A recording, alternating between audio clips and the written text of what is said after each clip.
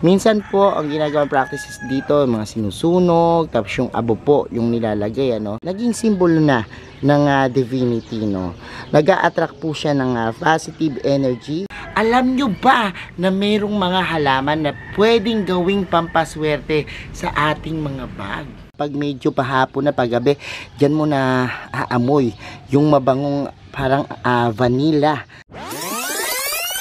Hello everyone! This is Sir Misunapi ni Dino Park and Eco Garden and welcome back sa ating YouTube channel. And for today's video, alam nyo ba na mayroong mga halaman na pwedeng gawing pampaswerte sa ating mga bag?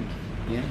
Kaya dala-dala ko itong mga bag na to, iniisip ko, na lagyan po ng mga tinatawag na amulet, anting-anting o lucky charm. Yan po yung tawag dyan, Kasi po, sa bawat po nating pagbablog ng ating mga lucky plants at maswerteng halaman, may mga ilang nagko-comments po na merong mga practices silang ginagawa para po maka-attract ng wealth, syempre good luck, na nilalagay nila po doon sa kanilang mga bag, yung mga halaman, ano-ano kayong mga halaman ito, napaka-interesting po niyan, at tingnan natin, baka meron kayo nito, simulan nyo nang ilagay sa bag nyo para swertihin kayo at maka-attract po ng maraming pera. Kaya yan naman ang pag-usapan natin sa ating pagbabalik. Kaya kung ready na kayo mga ka-MVP, tutok lang po.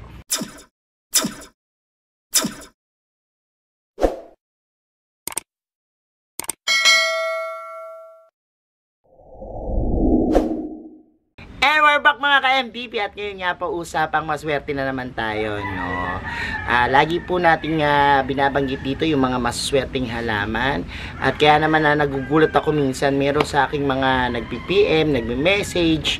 Alam nyo po ba na meron akong ganitong practices at alam nyo po ba na effective sa akin itong paglalagay ko ng mga halaman sa aking mga wallet, sa aking bag. At pumukaw nga po yan ang atensyon ko, at tiningnan ko po yung iba't ibang halaman na binanggit.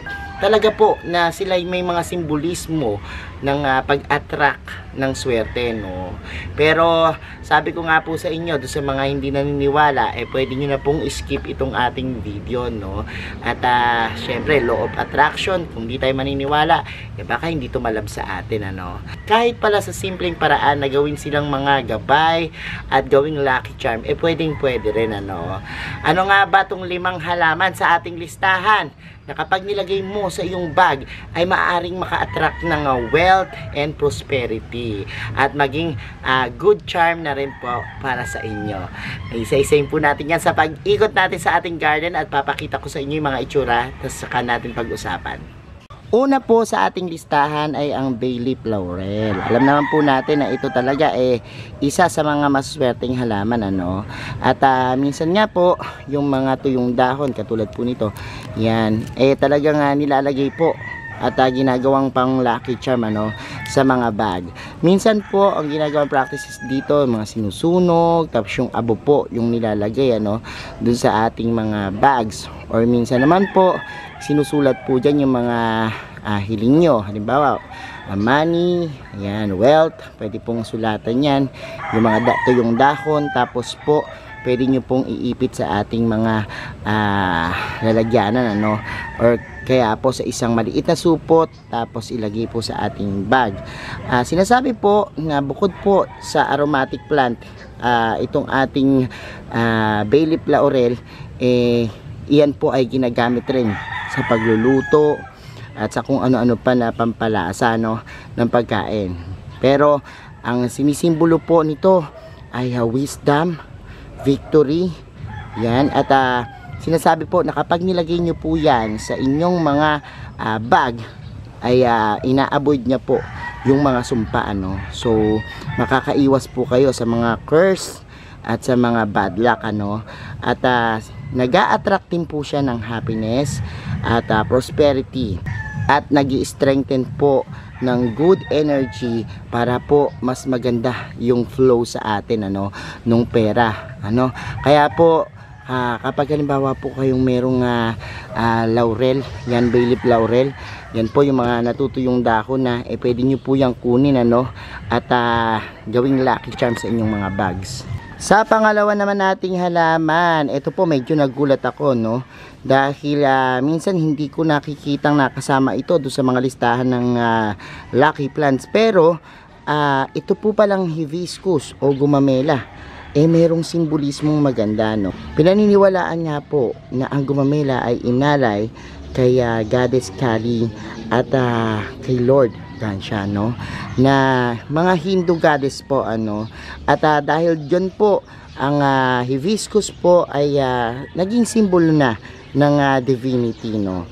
Nag-a-attract po siya ng positive energy at sinasabi nga pong nangangahulugan ng stability. Pinapaligaya rin po yung buhay kasi po happiness din po yung isa sa mga simbolismo nitong mga hibiscus. At kapag halimbawa po meron kayo nung halimbawa tuyong bulaklak, no, ng mga hibiscus or tuyong dahon ng mga hibiscus sa inyong mga bag, ay maaari po itong mag-attract ng wealth dahil po malakas po yung kanyang healing energy, no. At the same time, nagsisimbolo rin po ng glory at fame. So maganda po yung simbolismo ng hibiscus. Yung mga bulaklak po pwedeng patuyuin, tapos po ilagay po, no, sa isang papel, balutin po, tapos po maaari nyo pong ilagay sa inyong bag para daw po tuloy-tuloy yung pagpasok na magandang swerte sa inyo. Sa pangatlo po nating halaman ay ang luya, no. Alam po natin na yung luya ginagamit po sa labat, yan, minsan sa pagkain, ano. Isa na po yung part ng ating culinary culture, ano, yung mga ginger. Pero alam nyo po ba na bukod po dyan sa magandang gamit, meron pang mga pampaswerte na taglay itong mga ginger o luya, no. Sabi nga po dahil siya ay ginagamot at ginagamit sa mga medicinal practices, malakas po yung kanyang healing energy, no.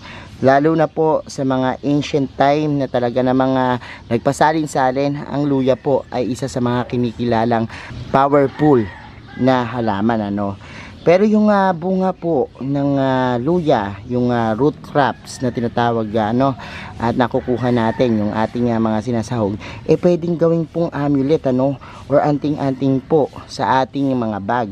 Maaari po nating hiwain yan, tapos po patuyuin at ilagay po natin. Ini-enhance niya po yung love, nag-a-attract po siya ng wealth and good fortune. Kaya maganda po yung simbolismo nito, no. Kung halimbawa pong meron kayong luya, maaari din po na hiwain sila ng maliit at kung fresh pa po, pwedeng ilagay sa plastic o sa supot, tapos po ilagay po sa ating mga bag, ano, para swertihin po tayo. Sa pang-apat nating halaman, ito pong snake plants, ano. Alam nating maswerte na po yung snake plants, ano. Pero lalo na kung kapag namulaklak yung inyong snake plants. Alam nyo po yung bulaklak ng snake plants, kapag medyo pahapon na paggabi, dyan mo na aamoy yung mabangong parang vanilla, yung talagang scent, ano. At sinasabing kapag namulaklak ang inyong snake plants, napakaswerte po, ano.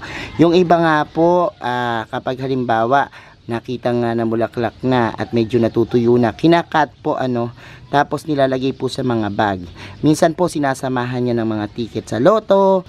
Kung minsan naman po, kapag halimbawa yung mga nagre-review, no, sinasamahan po ng bulaklak ng snake plants para makapasa sa kanilang mga exams. Yan po, ginagawa rin pong lucky charm. Dahil po yung bulaklak po ng snake plants, sa mga maraming culture, nasubukan na po yung pagiging maswerte niya, no. At sinasabi nga po na kilala ito sa simbolismo ng prosperity, no. Naging protection din po ito sa mga bad spirit, evil spirit, at ina-afflict niya po, ano, yung ating energy para sa wealth. At sinasabi rin po na ito ay nagre-represent ng growth. Kaya naman kung halimbawa meron kayo sa inyong bag niyan, maaari po na yung pagtaas ng inyong kayamanan ay talagang mas mabilis, no. Kaya po yung pong bulaklak ng snake plants, kapag namulaklak yan, maaari nyo pong ilagay sa inyong mga bag. At sa huling-huli po nating halaman, yung ating pong mga spider plants. Kapag halimbawa pong namulaklak yung inyong spider plants, maganda rin po na ilagay sa bag, no, yung ating bulaklak ng spider plants. Pero bukod po dyan, yung pong mga tuyong dahon, minsan po kung makikita nyo po, meron pong mga brown tips sa inyong snake plants, huwag nyo pong itapon, ano, kapag halimbawa kinat nyo po, ano, kasi po merong mga gumagawa nyan na parang lucky charm nila, yung mga dahon na tuyo ng mga spider plants. Bakit nga ba? Sinasabi po na ang spider plants, yung kanyang mga pag-aanak na ganyan, yung mga tumutubong mga babies, yan po ay simbolo ng growth. At nagbi-bring din po siya ng good luck at good fortune, no? Malakas din pong makapag-attract po ito ng positive energy, no? Ang mga spider plant po, magandang air purifier, ano? At talaga naman pong ito, kasama po doon sa mga halaman na maraming benepisyo. Kaya po, yung mga spider plants ay isa po doon sa mga halaman na talagang kapag meron tayo, marami tayong makukuhang magagandang bagay. So ito po, kunin nyo lang po yung mga tuyong dahon, katulad po nito, may mga tuyong dahon, ano. Part na rin po yan ng maintenance nyo sa inyong mga spider plants. At the same time, yung pong mga dahon na ito, pwede nyo pong ibalot po sa isang lalagyan or ilagay nyo po dun sa inyong mga bag, no, para po maging lucky charm. So ayan mga ka-MVP, napanood nyo na yung ating video at nalaman nyo na po yung mga halaman na pwedeng nyong gawing lucky charm sa inyong mga bag, ano. At sabi ko nga po sa inyo, ito po yung mga gabay na halaman lamang, ano. Maari pong maniwala kayo, maaring hindi rin po, ano. Pero ito pong mga halaman natin, napakadaming benepisyo, no. At not bad kung halimbawa magkaroon tayo ng mga ito, no. Pero dahil nga po dun sa kanilang mga simbolismo, maaari nating maging guide po itong mga to, no. Pero lagi po nating tatandaan, yung ating pong kapalaran ay nasa ating mga kamay pa rin naman, ano. Kung halimbawa tatamad-tamad tayo at hindi kikilos, walang mangyayari sa ating buhay kahit na napakadami nating mga lucky plants, ano. At sabi ko nga po sa inyo, manalangin sa Diyos, sabayan ng pagkilos, ang kasipagan at pagpupursige sa buhay, yun po yung magiging susi para maabot nyo po yung inyong pangarap at ninanais sa buhay. Thank you so much mga ka-MVP sa inyong panonood. Sa mga hindi pa po nagsasubscribe sa ating YouTube channel, kung bet na bet nyo po yung ganitong usapan, plants and gardening, mag-subscribe na po kayo, no? Huwag nyo pong kalimutan i-hit yung notification bell para laging updated sa aming latest uploads. Pati po sa iba't iba nating social media accounts, sa ating TikTok, Instagram, Facebook pages, search nyo lang po, Hermy Sunaco or Mini Dino Park and Eco Garden. Makikita nyo na yan. Salamat ng maraming mga ka-MVP, and this is Hermy Sunaco. Nagsasabi po sa inyo ng Happy Planting! Bye-bye!